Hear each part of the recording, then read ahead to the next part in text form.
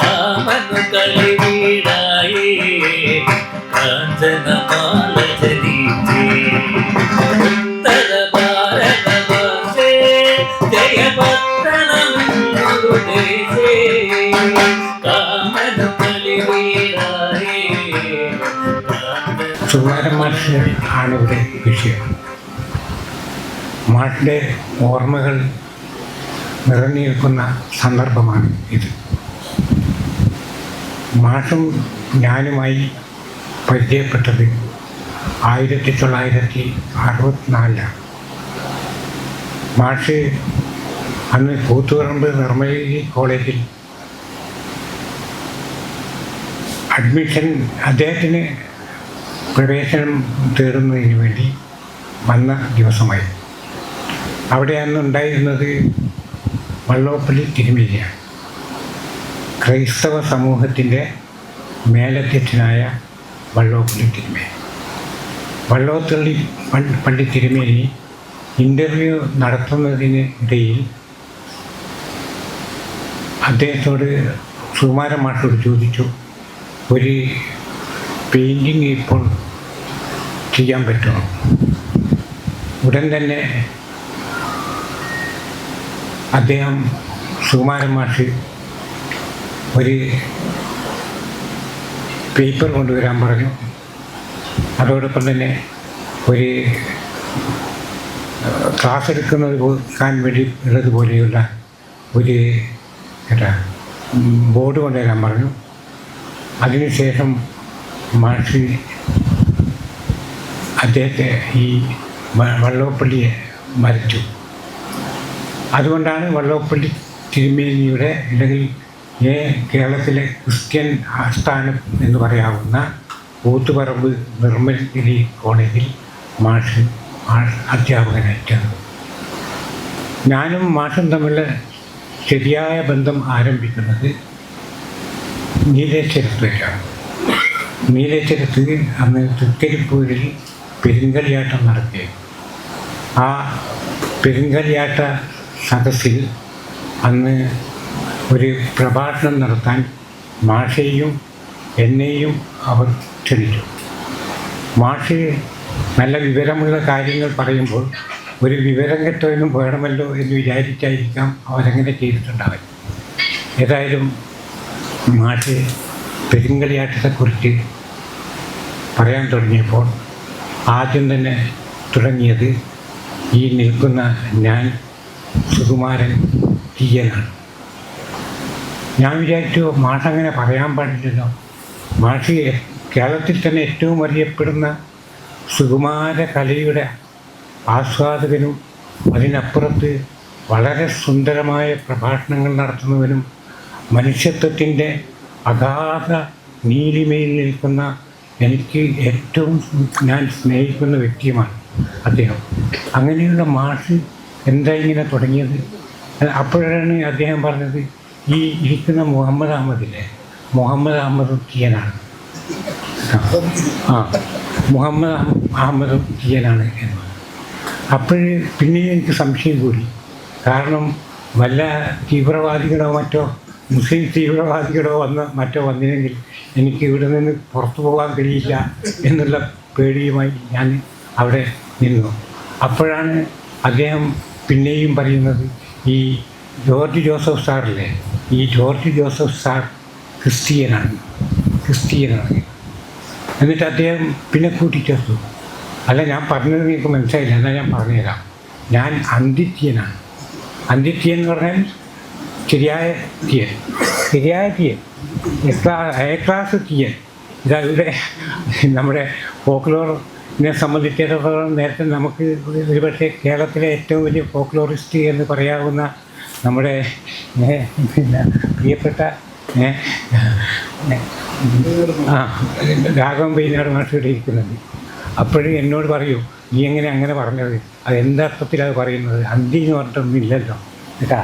അപ്പം എനിക്ക് രാഘവൻ മാഷോട് പറയാനുള്ളത്, അന്തി തീയൻ എന്ന് പറഞ്ഞാൽ അന്തി നേരത്ത് എന്താണ് അന്തി നേരത്ത് ചെയ്യുക? തീയൻ ചെത്താൻ കയറിയിട്ടുണ്ടാവും. ചെത്താൻ കയറുന്ന സമയമാണ്. അപ്പം പറഞ്ഞു അന്തിത്തീയനാണ്. അപ്പം പിന്നെ രണ്ടാമത് പറഞ്ഞു ഈ ഇരിക്കുന്ന മുഹമ്മദ് അഹമ്മദില്ലേ, ആ മുഹമ്മദ് അഹമ്മദും ഒരു തീയനാണ്, അഹമ്മദിയൻ. അഹമ്മദിയൻ കേട്ടാ. അഹമ്മദിയൻ എന്ന് പറയാൻ കാരണം ഞങ്ങൾ ഈ മുസ്ലിം വിഭാഗത്തിലെ ഒരു പ്രത്യേക വിഭാഗമാണ്, അതിലാണ് ഞാൻ അംഗം. അപ്പം അഹമ്മദിയനാണ്. പിന്നെ മൂന്നാമത് അവിടെ ഇരിക്കുന്ന ജോർജ് ജോസഫ് സാർ, അത് ക്രിസ്ത്യൻ. ഈ 3 തീയന്മാർ കൂടിയാൽ ഭാരതീയനായി. പ്രിയപ്പെട്ടവരെ, ഭാരതീയരായതിൽ നമുക്ക് അഭിമാനിക്കാം. ഇന്ന് പ്രത്യേകിച്ചും ഇന്ന് ഭാരതീയനാവുക എന്ന് പറഞ്ഞാൽ നമുക്ക് ചെയ്യാൻ കഴിയുന്നതിൽ ഏറ്റവും വലിയ കാര്യമാണ്. നമുക്കറിയാം, നമുക്ക് നമ്മുടെ മനസ്സിൻ്റെ ഉള്ളിൽ ദേശസ്നേഹ പ്രചോദിതമായ ഒരു ജീവിത വിശ്വാസമുണ്ടെങ്കിൽ, നമുക്ക് നമ്മുടെ ഭരണഘടനയോട് സ്നേഹമുണ്ടെങ്കിൽ, നമുക്ക് നമ്മുടെ രാജ്യത്തോട് സ്നേഹമുണ്ടെങ്കിൽ, നമുക്ക് വാസ്തവത്തിൽ ഇന്ന് ഒരു ഭാരതീയനാവുന്നത് ഏറ്റവും അഭിമാനകരമായ കാര്യമാണ്. അപ്പം മാഷ് പറഞ്ഞു ഭാരതീയനാവാം. അവതരിപ്പിക്കപ്പെട്ട വിഷയം വളരെ മനോഹരമായി നരേന്ദ്രൻ അത് നിർവഹിച്ചു. അദ്ദേഹത്തിന് അത് സാധിക്കും. ഓൾ ഇന്ത്യ റേഡിയോയിൽ ഉണ്ടായിരുന്ന കാലത്ത് തന്നെ അദ്ദേഹവുമായിട്ട് എനിക്ക് പരിചയമുണ്ട്. ശ്രീ ബാലകൃഷ്ണൻ കൊയ്യാരും ഞാനും ഇപ്പോൾ സമയം മാസിക നടത്തുന്നതിൽപ്പെട്ടവരാണ്. അപ്പോൾ ഞങ്ങൾക്ക് ഈ റേഡിയോ സ്റ്റേഷനെല്ലാമായി വളരെ നല്ല ബന്ധമുണ്ട്. അപ്പോഴിവിടെ ഈ ഭാഷയെപ്പറ്റി പറഞ്ഞു, ഭാഷയിലെ വൈവിധ്യങ്ങളെക്കുറിച്ച്, അതേപോലെ തന്നെ നമ്മുടെ ദേശഭാഷയിലെ പ്രയോഗങ്ങളെപ്പറ്റി ഒക്കെ പറയുന്നത്. ഒരു പ്രയോഗം ഞാൻ ഓർക്കുകയാണ്. പിന്നെ അത് ഒരവസരത്തിൽ അത് ആകാശവാണിയിൽ തന്നെ വന്ന ഒരു ജോക്കായിട്ട് തമാശയായിട്ട് വന്നതാണ്. എങ്കിലും അതിന് വലിയ പ്രസക്തി ഇപ്പോൾ ഉണ്ട് എന്ന് എനിക്ക് തോന്നുന്നു. അതെന്താണെന്ന് പറഞ്ഞാൽ ഈ മലപ്പുറം ജില്ല, മലപ്പുറം ജില്ല എന്ന് വെച്ചാൽ ഞങ്ങൾക്ക് വരദാനമായി കിട്ടിയ ജില്ലയാണ് മലപ്പുറം ജില്ല. ആ മലപ്പുറം ജില്ലയിൽ പിന്നെ ഒരു മധ്യവയസ്കയായ ഒരു സ്ത്രീ, ആ സ്ത്രീ അവിടെ ബസ് കയറാൻ നിൽക്കുന്ന സമയമാണ്. ആ സമയത്ത് അവിടെ പിന്നെ ഒരാൾ വന്നിട്ട് ചോദിച്ചു, കണ്ടക്ടർ വന്നിട്ട് ചോദിച്ചു, എന്താ നിങ്ങളുടെ പേര് കേട്ടാ, എന്താ എൻ്റെ പേര് എന്നാണ് ചോദിച്ചത്. എൻ്റെ പേരെന്നാണ്.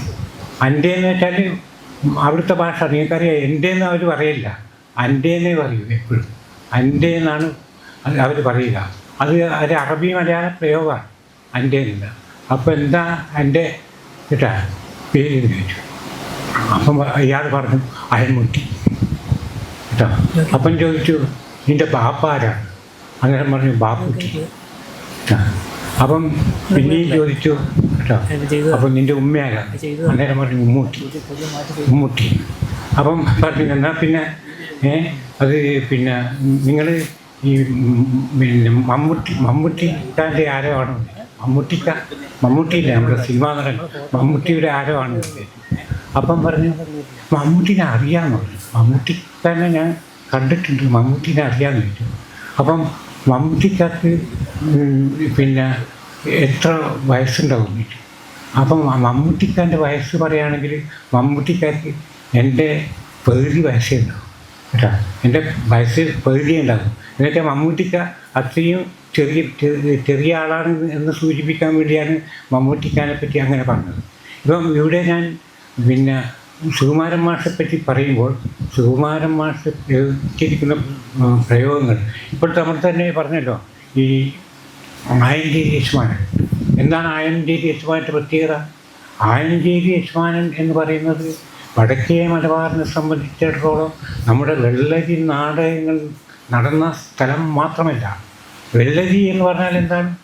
വെള്ളരി എന്ന് പറഞ്ഞാൽ നമ്മുടെ കാർഷിക ചിഹ്നമാണ് കേട്ടോ. അതിന് മറ്റൊരു പ്രത്യേകതയുണ്ട്. വെള്ളത്തിലെ അരി എന്ന് വേണമെങ്കിൽ വെള്ളരി എന്ന് പറയാം. എന്ന് പറഞ്ഞിട്ടുന്ന സന്ദർഭത്തിൽ വെള്ളരി വെച്ച് വെള്ളരി എടുത്ത് എന്നിട്ട് അത് കൊണ്ട് ജീവിതം കഴിച്ചു കൂടിയ പഴയ കാലഘട്ടം വളരെ ശ്രദ്ധേയമായ ഒരു കാലഘട്ടം എന്നതിൽ നമുക്ക് ഉണ്ട്. ഇനി ഞാൻ വാക്കുകൾ അധികം പറയാൻ പാടില്ലല്ലോ, അതുകൊണ്ട് തന്നെ നിർത്താൻ ശ്രമിക്കുകയാണ്. ഈ വാക്കുകൾ നിർത്തുമ്പോൾ എനിക്ക് പറയാനുള്ളത് സുകുമാരൻ മാഷെ പറ്റി പിന്നെ പറയാനുള്ളത് അദ്ദേഹത്തെ സംബന്ധിച്ച് ONV കുറിപ്പിൻ്റെ ഒരു കവിത ഞാൻ ഓർക്കുന്നു. ആ ONV കുറിപ്പിൻ്റെ കവിതയിൽ വളരെ പ്രധാനപ്പെട്ട ഒരു കവിതയുണ്ട്. മുറ്റത്തെ മുല്ലയ്ക്ക് ചിരിയോട് ചിരി, മുറ്റത്തെ മുല്ലക്ക് ചിരിയോട് ചിരി. CP സുകുമാരമാഷ് നമ്മളെ സംബന്ധിച്ചിടത്തോളം മുറ്റത്തെ മുല്ലയാണ്. മുറ്റത്തെ മുല്ല എന്ന് പറഞ്ഞാൽ സ്വന്തം വീട്ടിൻ്റെ മുറ്റത്തെ മുല്ല, ഇതാണ് സ്വന്തം വീട്ടിൻ്റെ മുറ്റത്തെ മുല്ല. അതുകൊണ്ട് മുറ്റത്തെ മുല്ലയ്ക്ക് ചിരിയോട് ചിരി എന്ന് പറയുമ്പോൾ ഞാൻ ഈ മാഷെപ്പറ്റി അങ്ങനെ പറയുമ്പോൾ അതിൻ്റെ അർത്ഥം വാസ്തവത്തിൽ മാഷ് എന്ന് പറയുന്നത് ഈ ഉത്തര കേരളത്തിലെ സാധാരണ മനുഷ്യൻ്റെ മനസ്സിൻ്റെ അകത്ത് നിന്ന് വരുന്ന ചിരിയാണ്, പുഞ്ചിരിയാണ്. അതുകൊണ്ട് മാഷ മുഖം എനിക്ക് തോന്നുന്നു മാഷ് ഒരുപക്ഷെ എന്നെക്കാൾ സുന്ദരനാകുമെന്ന് എനിക്ക് തോന്നുന്നില്ല. കാരണം മാഷേക്കാൾ സുന്ദരൻ ഞാനാണെന്നാണ് ഞാൻ എവിടെയും അവകാശപ്പെടാറുള്ളത് കേട്ടോ. അപ്പോൾ ഇവിടെ ഇത് ഞാൻ പറയാൻ കാരണം എന്താണെന്ന് പറഞ്ഞാൽ അദ്ദേഹം ഉദ്ദേശിക്കുന്നത് ഈ നാട്ടിലെ നമ്മുടെ പ്രദേശത്തെ ഏറ്റവും പാവപ്പെട്ട പാർശ്വവൽക്കരിക്കപ്പെട്ട സാധാരണ മനുഷ്യന്മാർ, ആ മനുഷ്യന്മാർ അദ്ദേഹത്തിന് മരിക്കുന്ന സമയത്ത്, അദ്ദേഹം മരിക്കാൻ പോകുന്ന സമയത്ത് ഞാൻ അന്ന് ആശുപത്രിയിലുണ്ടായിരുന്നു.